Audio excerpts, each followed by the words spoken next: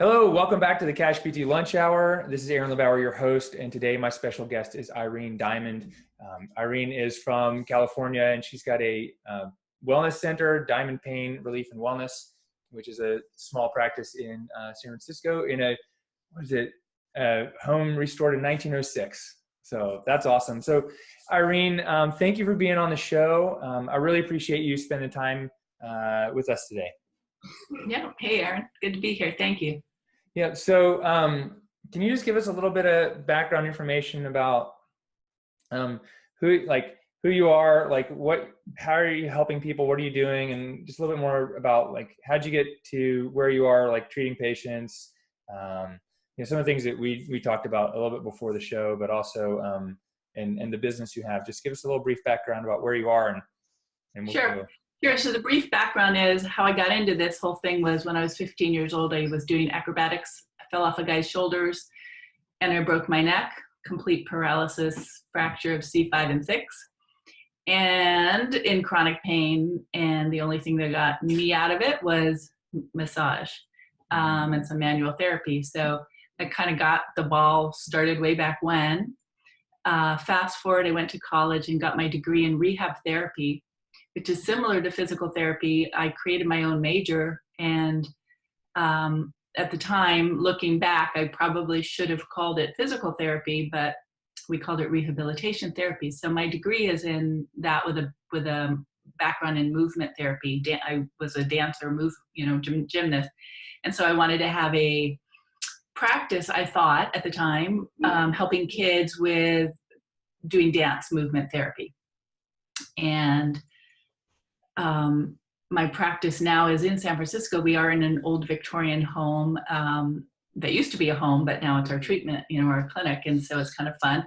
One of the prerequisites for us to be able to accept a new client or patient is they have to be able to walk up a flight of stairs, because we have one flight and no elevator. And so, that does limit us a little bit, but obviously if people can walk, that's part of the therapy.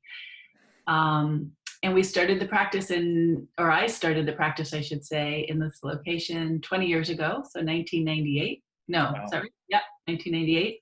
And then before that, I was in a different location for 3 years. And before that, I was in a private practice, just myself, working out of a health club, out of a gym. Okay. So your office is on Union Street in San Francisco? It's on Lombard Street. Lombard Street. Oh, that's right. So do you know how I know that? No. Okay. Because, and I don't know if you remember this, it was close to maybe 20 years ago, it's maybe 2001. I came and interviewed for a position in your clinic as a massage therapist. And what happened was, by the time I contacted you to get the interview, and the 2 weeks later when I came to do the massage, I had decided that, all right, I'm going to go race my bike in Europe for the summer. But I wasn't 100% sure, but I had decided that the day before, and I didn't want to let you down and not show up for the interview. And, you had called me back and I was like, I'm sorry, I'm going to Belgium next week. That's hilarious. Well, yeah, we've been around for a long time. Yeah. One of my therapists he just wrote a book. Darn it, I can't remember the name of the book, but in his book, he says how he interviewed for a therapy position, and I didn't accept him. Mm-hmm. And I told him why, and he was devastated, but he went off and perfected his skills, got better, and now he teaches at different schools and things. So it's a small world. Yeah, that's awesome. That's really great. So, so being in business for you've been in business for over 20 years now, is that right? Well, I'm old, so literally I've been in practice for 29 years. Mm-hmm. Wow, that's awesome. Yeah, so I started just a solo practitioner as a massage therapist, personal fitness trainer, mm-hmm. and aerobic instructor. Tells you how old, because I call it aerobics. Right. So, the first thing that I want to know is, what's the secret to maintaining a long, healthy career as a therapist? You mean physically? Yeah, because there are a lot of people my hands hurt, aren't 5 years in, I'm burnt out. Yeah. Well, I like to say every 3 years or so, I change it up. I revamp, or I add in something new. So it's not been the same boring, consistent business. When I first started, I thought I wanted to work with cyclists and pro athletes. Mm-hmm. I did, and I quickly realized that, just picking up their arm, it's 20 pounds, too much work, too hard. Plus, I would give them advice, and their athletic trainers or their coaches or their whoever's would give them opposite advice and get them out there on the field or whatever, and that didn't work. So I continuously modified my practice Mm-hmm. and fine-tuned it and really figured out who my dream client was, which is not a professional athlete. I also worked with musicians and did backstage massage for concerts and, big events and things. And I realized that was not my thing. So it took me a while to really zero in. Now, definitely migraines, neck and back, orthopedic. That's it. Mm-hmm. Mm-hmm. That's who I specialize in. That's who I do best with. And by working with only my dream clients, I'm able to, wake up and look at my appointment book and be excited by who I'm going to see and what I'm going to be doing with them. Right. That's amazing. And so is it like, can you describe to us how exactly you would describe your dream client, whether it's to someone to ask you at a party or, maybe in an advertisement or on your website, how do you describe your dream client? Yeah, well, my dream client is somebody who has chronic neck or back pain, or chronic migraines. Someone who's tried everything, who've been to every other modality out there, been to every practitioner, tried every lotion and potion. I can usually help them get out of pain and increase their movement. I say I'm a pain reliever and a mover improver, Mm-hmm. and that's my goal. Is over the years, I did actually develop a method called active myofascial therapy. So it incorporates a lot of the neuromuscular reeducation because I'm using manual pressure, but I'm having them move. Like if I was pressing into, a spot in their neck and have them shake their head or up and down. And by them being active, the results are so much quicker, and we're working with their comfort level. So it never should hurt. And so my dream client, getting back to your question, is somebody who wants to participate. I want them to be actively involved in their care. I don't want them just thinking they're going to come in and lay on the table and have me push on them, because that's not going to happen. So they really need to be involved. They need to be wanting to get better and be I guess compliant, Right. They need to show up. Well, wow. It sounds like I would have been a great employee for you, because that's exactly who I helped you. Yeah. I'm And sorry. migraines are a big one too. Yeah. People suffer in migraine or fibromyalgia, that's another thing that's sort of a subset. Right. But, working with them really gradually and getting them back to full function. Yeah. I want to ask you this, because to me, this is just from what you told me, like I said, it's I resonate exactly with who you're treating and helping. Yeah. One, I want to hear how you respond to this, because I want some people listening to hear from this perspective. Why do you think that you're the one who's able to help people who've already been to PT, chiropractic, other massage therapists, surgeons, had medications, injection surgery? Why do you think that, even on a very basic level, why are you able to help them? Yeah. 3 letters, BPS, biopsychosocial. Mm-hmm. So I really do listen. I encourage, self-efficacy. I don't want them thinking I'm going to fix them. Although I used to think I was going to fix them. Yeah. And now I realize, I'm going to facilitate.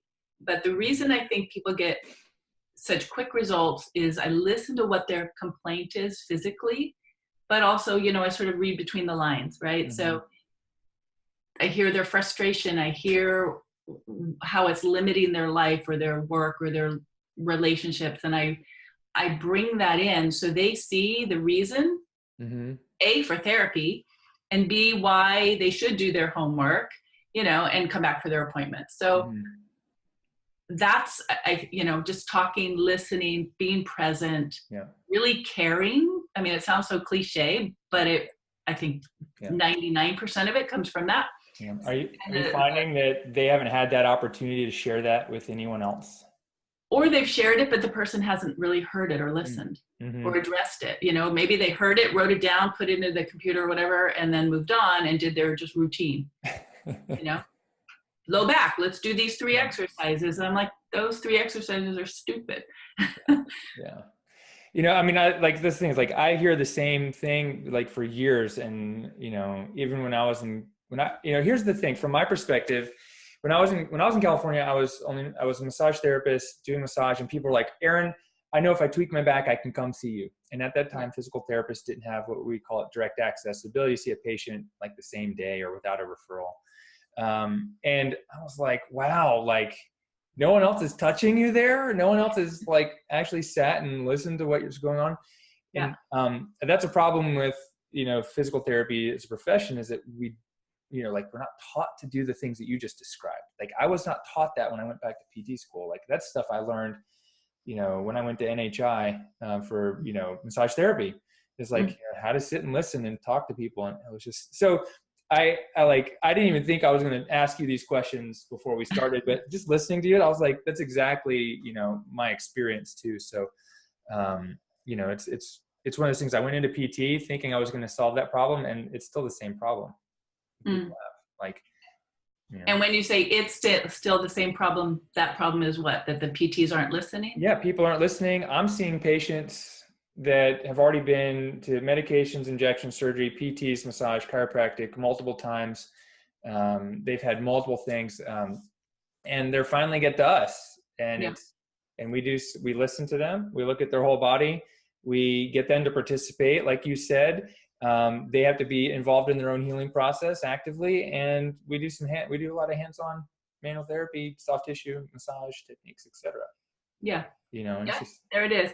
And you know, obviously assessing skills are critical too. I'm still a believer in posture and positioning and how that impacts people's physicality. And so, you know, again, looking at them as a whole, and then knowing what to assess. Like if I have a new client, I'll do an evaluation, but I may not look at their, you know, I don't know, like I won't look at their wrist mobility if I am treating something in their neck. Like I won't do a full thing. I'll just evaluate what I need to evaluate to give them the quickest, fastest, most comprehensive results. Yeah, that's awesome.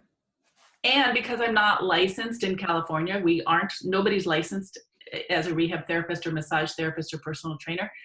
I don't have to follow anybody's rules. I can kind of do whatever I want, which gives me, you know, flexibility. Yeah. That's awesome. I mean, that's what I, you know, I lost that a little bit when I went to PT.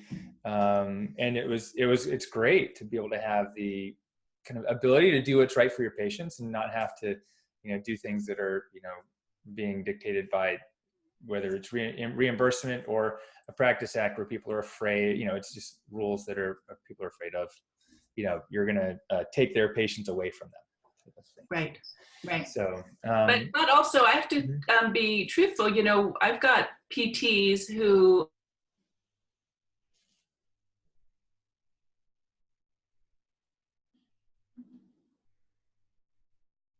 practice, so we do have still a little bit of knowledge of whose domain, you know. But Irene, I just cut out. So would you repeat that? You said, all I heard was like, I have PTs or something like that. Well, there are PTs and chiropractors who are doors away from my office. San Francisco is really dense, right? So we do each have our own domain, scope of practice, but luckily we know what each other's skills are. And so it's easy to refer back and forth for what's in the patient's best interest. Right. That's awesome. So that's a great segue for me to ask you. So how are you finding your patients? Like, are they coming to you through the internet, through the other PTs, chiros, and people that you work with?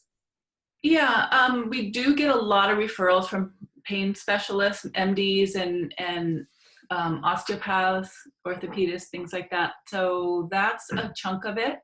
Obviously, again, we've been around for a long time, so lots of referrals from current clients and past clients. And again, getting back to the thing where we're the ones who can fix them, we get calls, you know, from people who we haven't seen for 10 years and, you know, hey, they tweaked their back and so now they want to get in. I also do this program. I think it's really a beautiful thing.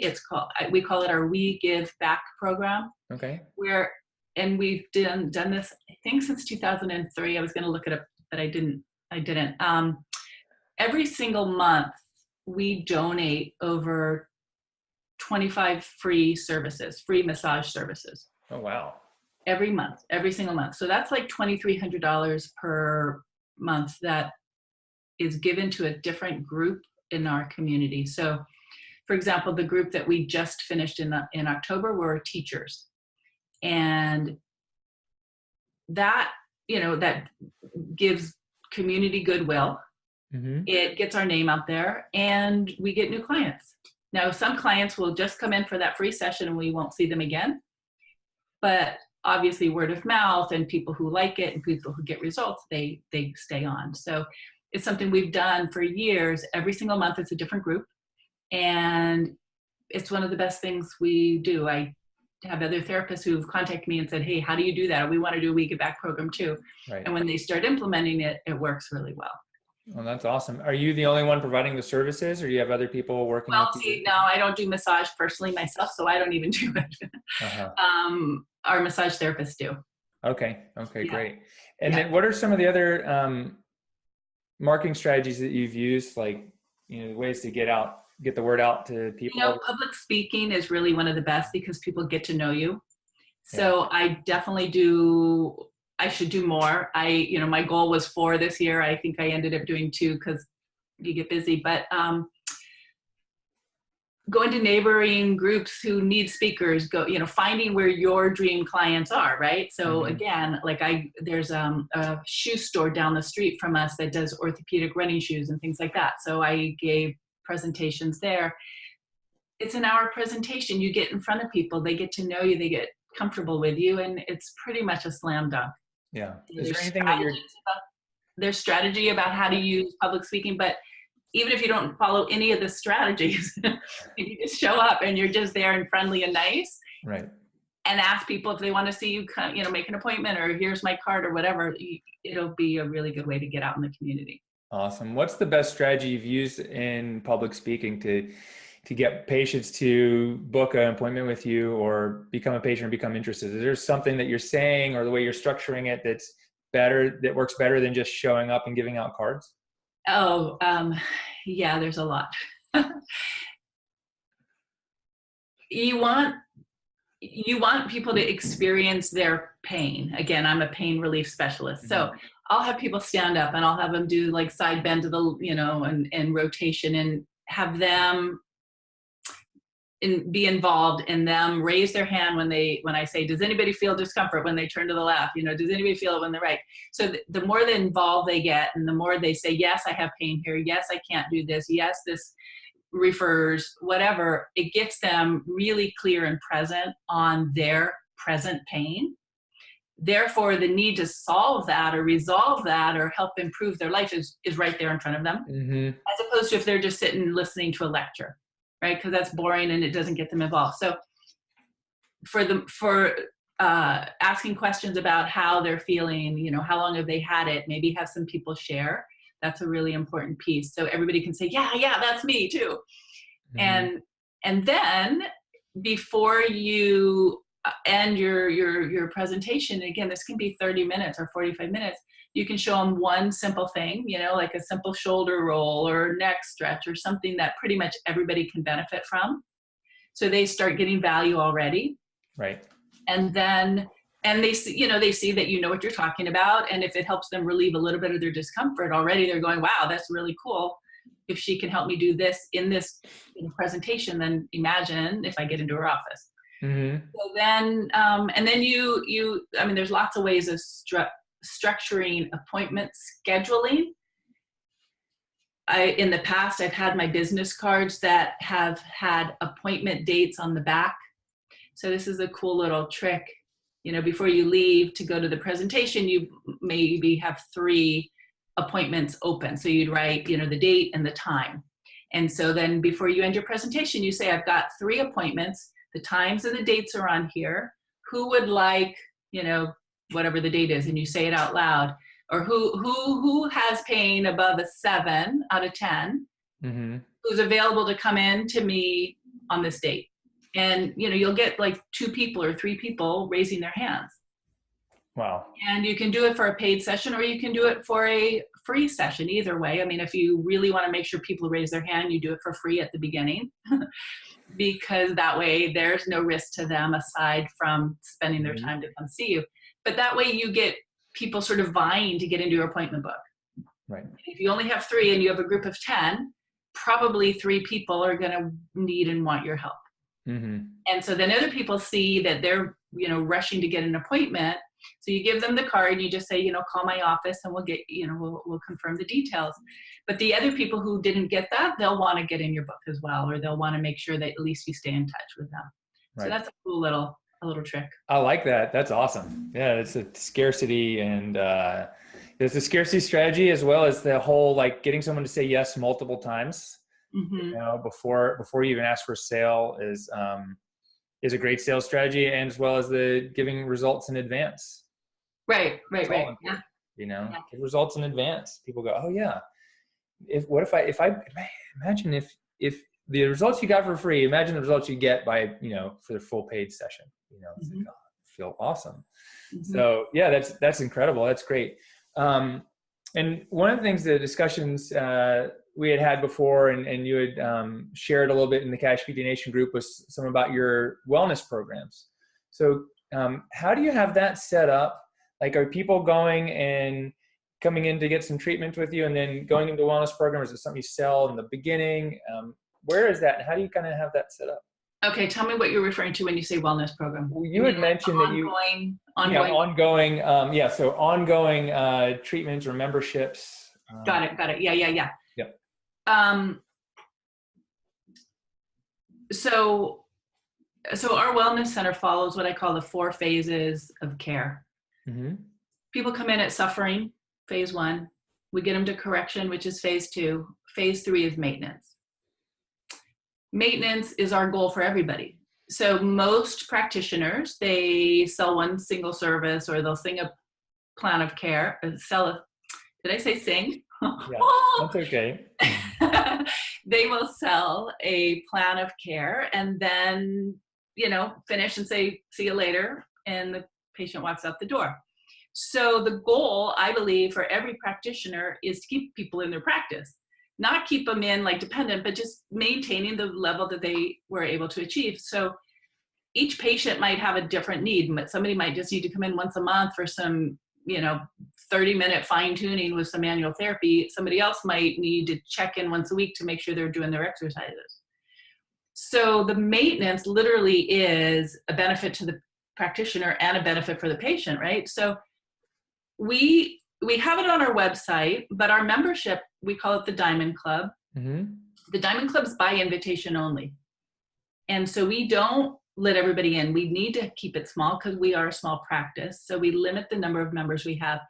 And it's on our website, but it says, if you're interested, contact us for more information and to apply.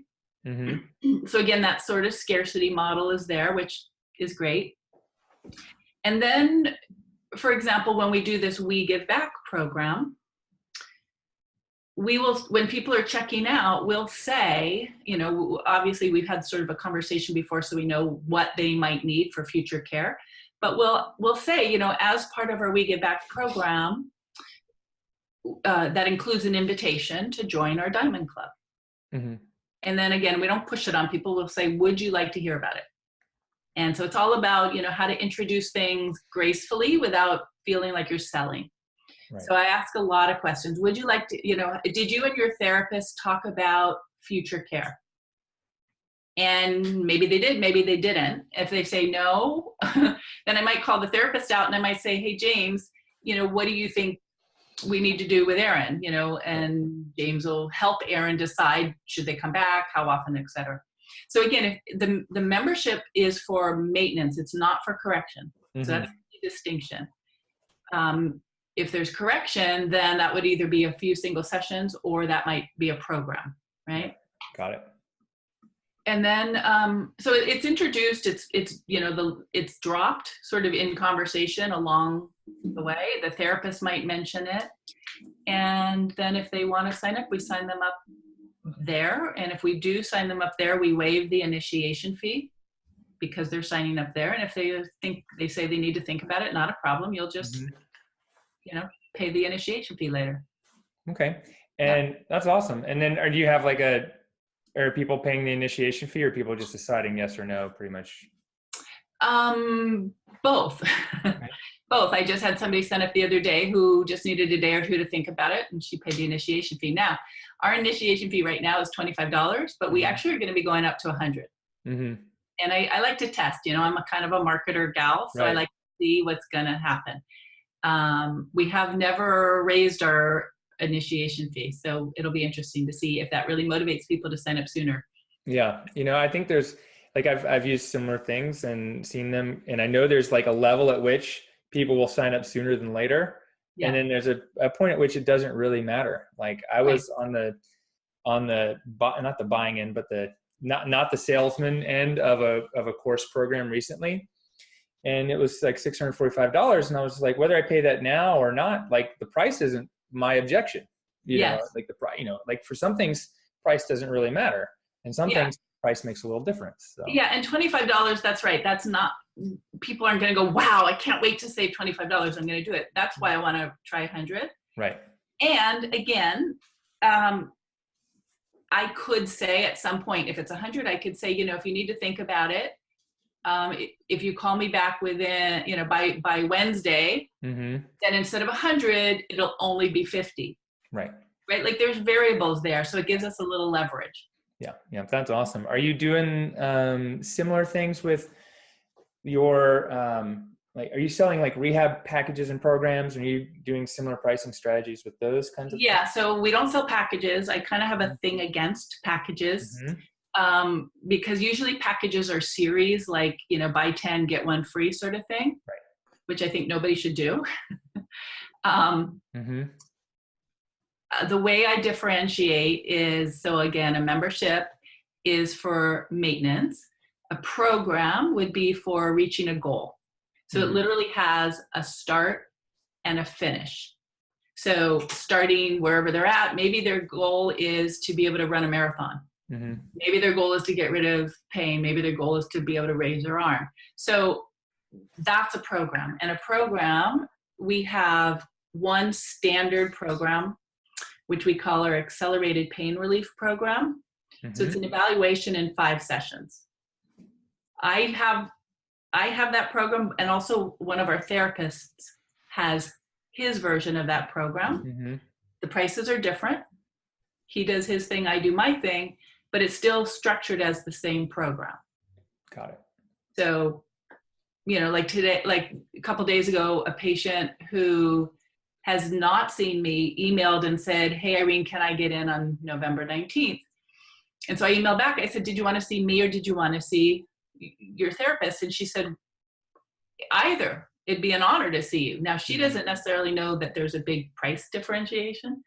So I have to email her back and talk about what her goals are before we go into the pricing, because we need to figure out, maybe she doesn't even need to see me. Maybe she really is fine with seeing one of our other therapists. One of the questions I get from people when I've mentioned, offer a program, and they say, well, what if the person needs more visits?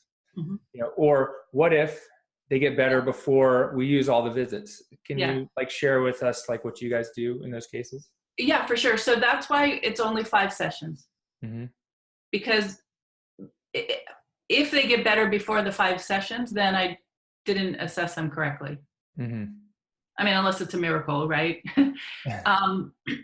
So that doesn't usually happen. Or I can't remember if it's ever happened. If they need more sessions, then we either repeat the program or we do just a few more single sessions. Got it. Yeah. Great. Yeah. I mean, I think that's some people I've talked to, like one of their biggest fears is like, I don't want to hold on to someone's, I don't want to be unethical and hold on to someone's money or promise them a result in less sessions and need more, and well, see here, you just said something really important, Aaron, promise them a result. I really believe that we need to put our money where our mouth is. And that's another reason why I can charge what I charge, which is I offer a guarantee. Now, I don't guarantee they're going to be 100% pain free, but I do guarantee the results that I believe I can get them. Right. So I don't think I think it's totally ethical. And if anything, you're really being of the highest level of service when you assess this patient, figure out what you think they need, determine what levels you can get them to. So it has to be quantifiable, right? Like maybe their pain is at an 8 out of 10 and you say, well, I think I can confidently get your pain down to about a 6 out of 10. Would that be worthwhile for you to go through my program? Now, if the patient says yes, and you can get them down to a 6 out of 10, then great. Then you did what you promised. If you get them lower, then that's even better, right? Then they're thrilled. Right. So I think and it makes sense. We don't want to do anything unethical. We don't want to take people's money if we can't help them, but we have to be super clear what we can promise that we can help them achieve. Right. Right. That's awesome. That's great. Wow. Yeah. I think that's a really good point. What's interesting is, like, specifically here in North Carolina, like, I can't guarantee any results, based on our Practice Act. Yeah. We try to guarantee people like satisfaction, but that doesn't mean it's not important for us to give people an idea ahead of time of what to expect, because there's. Yeah, and that's right, because I work with some people who are in different countries and stuff. And so guarantees are kind of a funny thing. Guarantee them that they will feel that their money and time have been well spent. Right. That's perfect. Yeah. Yeah. I want that. You want that. No matter what we're buying, we want to walk away going, that was worth it. I got to write that down. That was great. Because we're going to put that like on the, make sure we put that on the show notes time. I love it. I call it the, oh my gosh, that was so worth it rate. Yeah. Oh my gosh, you want them walking away. Oh my gosh, that was so worth it. Money and time, because not everybody is focused on money. A lot of people's time is more valuable. Right. Right. Yeah. Yeah. And I think a lot of people miss that. They say, oh, well, it's too expensive. Too expensive for what? And some people look at, like, I think that some people think that, oh, well, charging cash for therapy it's like, no one's going to pay that. Well, like, where's, it depends on what you value, That's right. That's right. And again, Aaron, because I'm not licensed in California, I can bill car accident, motor vehicle insurance, and I can bill work comp, although we don't. I can't bill major medical. Right. And so everybody comes with major medical, and I say, no, I can give you a statement. You can submit it. And they'll say, well, will I get reimbursed? I say, probably not. Probably not. And if anything, you'll get reimbursed because the adjuster wasn't paying attention and didn't see that we weren't licensed. Right. But if you really want help with that shoulder problem, if you really want me to help you with the migraine, you can decide, do you feel that it's worth spending that much money with me to get the results? And then if you get reimbursed, that's secondary. Yeah. Is that like the number one objection you guys get for people that are asking about therapy with you is, well, is it reimbursable or is there something else? That's the number one. Yeah. Yeah. And what do you know, like, do you get an idea of like what percentage of people are like, oh, well, I'll just go ahead and go somewhere in network or maybe because they're probably not your perfect patient calling you anyways. That's right. That's exactly right. So we don't really worry about it. And luckily we are busy enough that we don't need to chase and try to convince them. But the majority of people, obviously if you have insurance, you want to be able to put it through insurance. Why not? Right. But because people pay a lot of money for insurance. Yeah. Now health savings accounts or flexible medical spending that we can, they can get reimbursed. So in California, are there plans right now that are they're not reimbursing for massage therapy, even if you use the massage therapy code? That's just, it would be more like an HSA or FSA type of account that would pay. Right. And it's only because of who is providing the service. So if a physical therapist billed for massage, they would get reimbursed. But because we are not licensed, that's where they get denied. Right. Okay. Yeah. Okay. Got it. Yeah. Cause I know in some states it's different. And like I said, like when I worked there in California, like I said, people knew they could come get a massage like right away, and and it's a little bit different, but only for the last year or two that PTs actually have access to patients without a referral, and people don't realize it. They're not acting like it. And even in North Carolina, where they've had that for 30 years, they're not acting like it here either, which is sad. And I mean, we had a patient call this morning and said, oh, I got a referral from so-and-so to come get physical therapy. And when I hear that, I know this patient's pretty much not going to be coming to see us, because it's like they got a referral for a technical service, not for me to think about their problem with them and help them make a decision.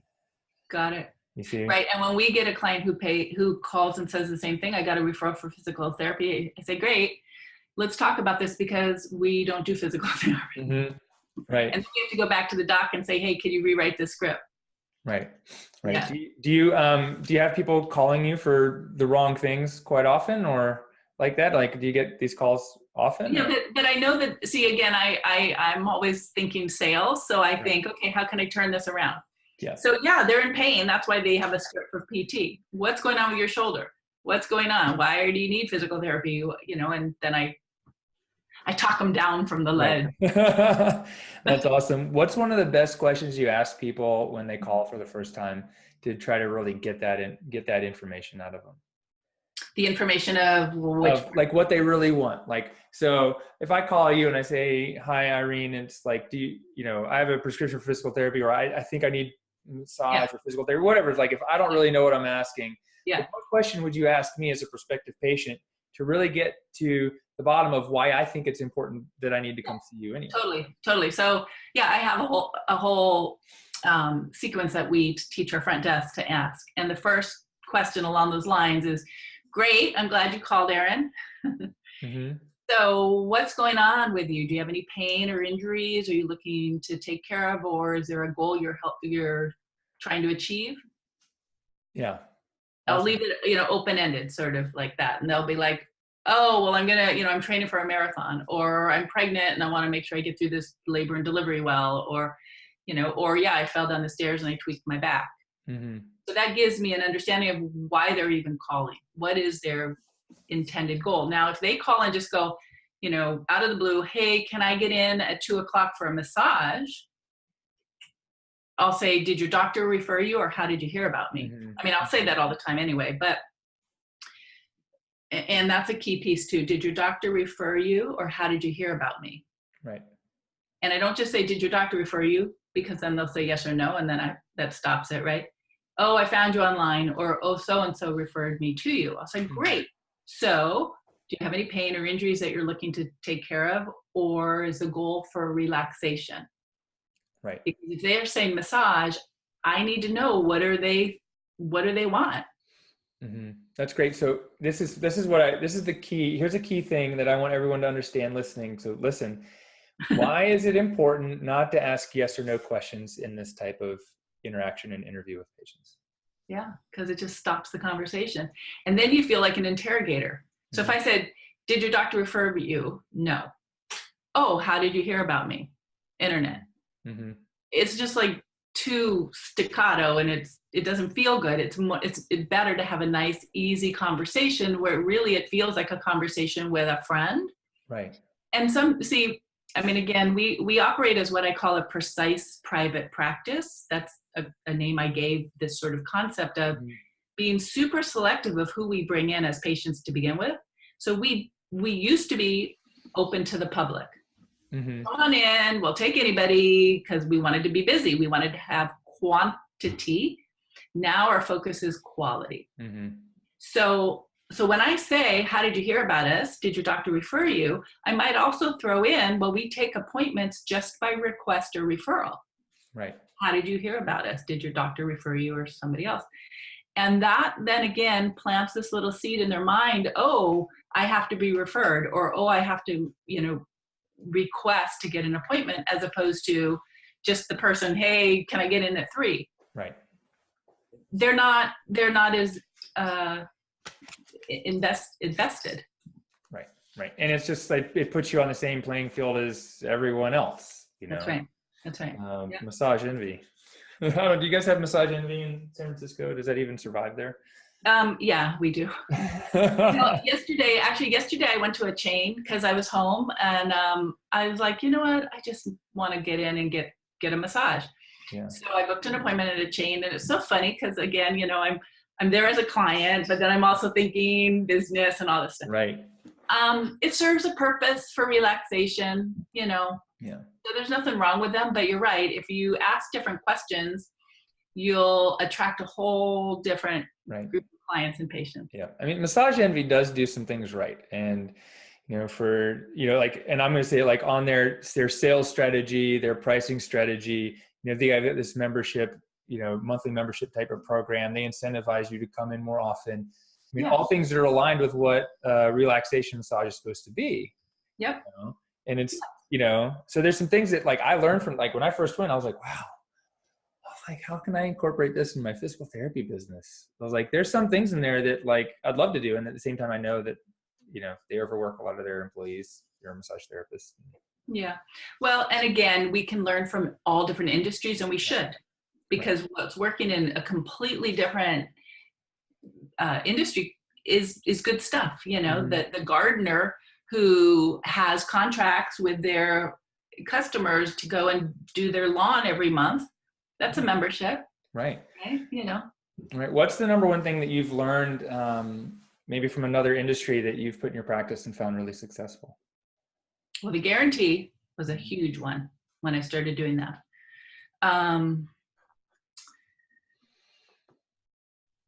Marketing, sales and marketing. We all get into this because we want to help people. We want to be healers and treaters and all of that. And really, we got to just remember, we're business people first, therapists second. Mm-hmm. Mm-hmm. We could be as good as we are with our hands or our knowledge of physiology and anatomy and kinesiology and all of that stuff. If you can't get people in your treatment room, then you're not going to be successful. Right. What's one thing that you would recommend to someone who's thinking about starting a practice or has a business and practice and struggling to get it as successful as they'd like it to be?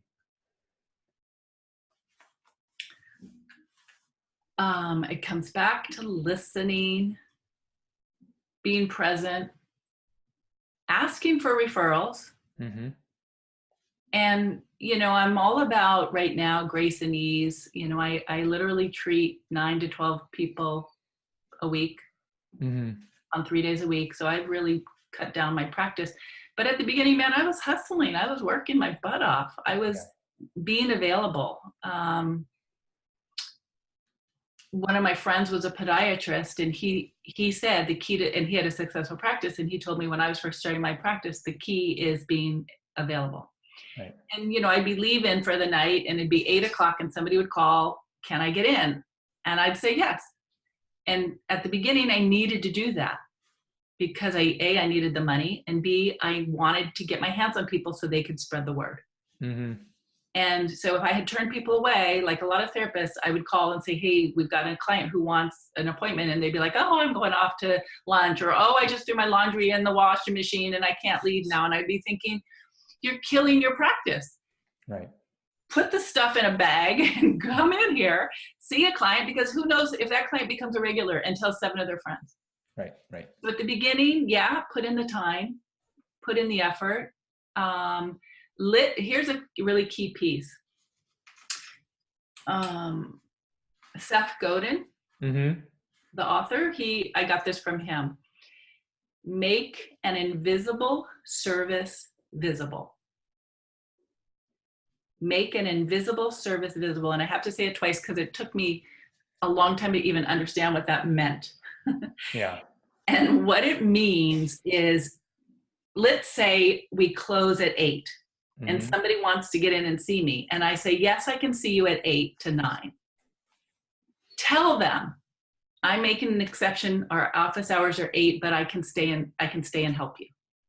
So you're making that service that might have just been invisible to them visible. And you're doing it in a way that's graceful and gracious. You're not like being snotty about it, but they understand that you're going above and beyond. Right. We used to always do hot packs, hydrocollator. We still do. And we would do it for free. And then we'd be billing insurance, but for cash paying people, we'd be doing for free. And then I started making that invisible service visible by saying, and you get the moist teeth therapy application for free. Mm-hmm. Although we were already doing it, I just never said it. Right. And then when you start saying it, people recognize they're getting more value from you over the person down the street. Just like if you go over with people, one, respect their time, but two, let them know, hey, I've got a few extra minutes. Is it okay if we go over? Right? That's right. That's right. Versus just doing it and them not even paying attention that you just spent another 10 minutes with them. Yeah, absolutely. That's awesome. Well, Irene, we're out of time for the day. I really, it's been great meeting you again. Now I'm going to go back in my database and see what I wrote about you. I know it's probably got to be it's going to be, I think 2001 probably, because that's all right. Well, luckily the computer never forgets. Yeah. And then thank you for spending your time with us and sharing your business knowledge and wisdom. It's been a pleasure. Thank you. It's been fun. If someone wants to ask you some questions or follow up with you, where could they find you online? IreneDiamond.com is a coaching site I have because I do help practitioners. The wellness center is diamondwellness.com. And the method that I teach, called active myofascial therapy, is thediamondmethod.com. Oh, great. And are you on like Facebook or Instagram or any of those other kinds of things? Yep. Facebook.com/the Irene Diamond. Okay. Somebody already had the first one. That's awesome. Well, thanks again, Irene. And it's been a pleasure speaking with you today. You're welcome. I hope I inspired some people. Yeah, I'm sure you did. So thanks. This has been Aaron LeBauer and Irene Diamond on the CashPT Lunch Hour. We'll see you guys next time.